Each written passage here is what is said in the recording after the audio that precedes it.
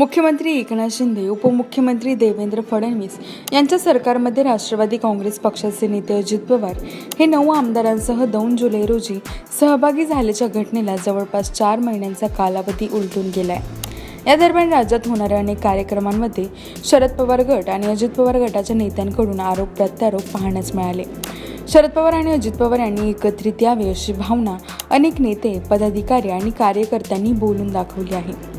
मराठा आरक्षणाच्या वादात न पडता डेंग्यूच्या निमित्ताने विश्रांती घेत मौन बाळगून असलेले अजित पवार, राष्ट्रवादी कोणती खरी कोणती खोटी या प्रकरणाचा निवाडा 5 राज्यांच्या निकालात भाजप पिछाडीवर पडत असल्याचे निवडणूक पूर्व अंदाज, तोंडावर आलेल्या लोकसभा निवडणूक अंदाजातही मोदींच्या भाजपला बहुमत मिळण्याबाबतची शंका, अशा सर्व संभ्रमात नेते आणि सर्व कार्यकर्ते आहेत।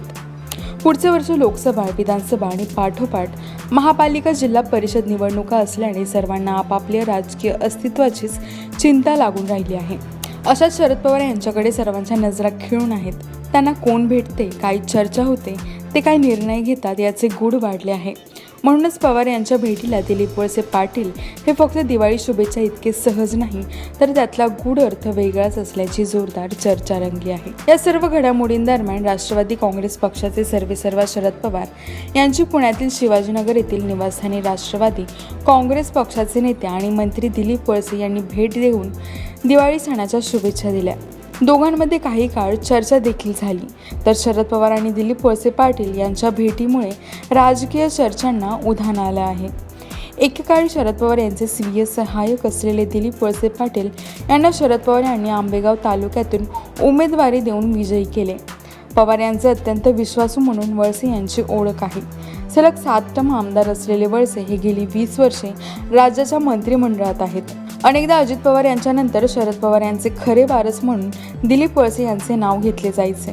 राष्ट्रवादी फुटीमध्ये सर्व नेते अजित पवार यांच्या बरोबर गेले, त्यात वळसे यांचे जाणे हे सर्वांनाच खटकले होते। स्वतः दिलीप वळसे यांच्या मनाविरुद्ध त्यांना निर्णय घ्यावा लागला याची कल्पना खुद्द शरद पवार यांना होती। आता दिवाळी शुभेच्छा तसेच रयत शिक्षण संस्थेच्या कामाचे निमित्त करून दोघे भेटल्याने राजकीय तर्कवितर्क सुरू आहेत।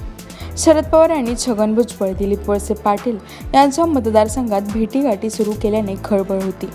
अजित पवार की शरद पवार या वादात 3,500 ग्रामपंचायत निवडणुकीचे निकाल आले। घड्याळ चिन्हावर ही निवडणूक झाली नाही, मात्र बहुसंख्य सदस्य अजित पवार गटाचे असल्याने शरद पवार यांच्या गोटात तो चर्चेचा विषय राहिला। दरम्यान मराठा आरक्षण आंदोलन उफाळून आले आणि आमदार अपात्रतेचा मुद्दा निर्णायक टप्प्यावर आहे।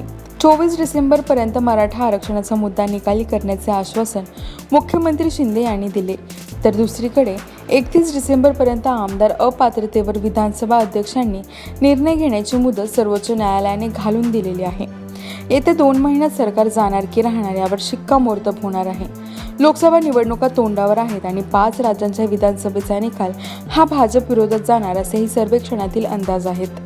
अशा डळमळीत परिस्थितीत राज्यात फडणवीस आणि शिंदे यांच्या बरोबर राहणे कितपत योग्य राहील याबाबत आता अजित पवार गटाला शंका आहे।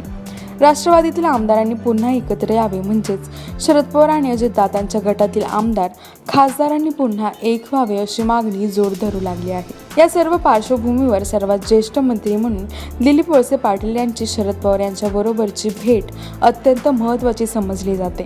अजित पवार यांचा डेंग्यूचा आजार आणि त्यांना दिलेला विश्रांतीचा सल्ला, त्यातच वळसे यांची शरद पवार यांच्या बरोबर झालेली भेट हे सर्व मोठ्या राजकीय घडामोडींचे संकेत असल्याचे बोलले जात आहे।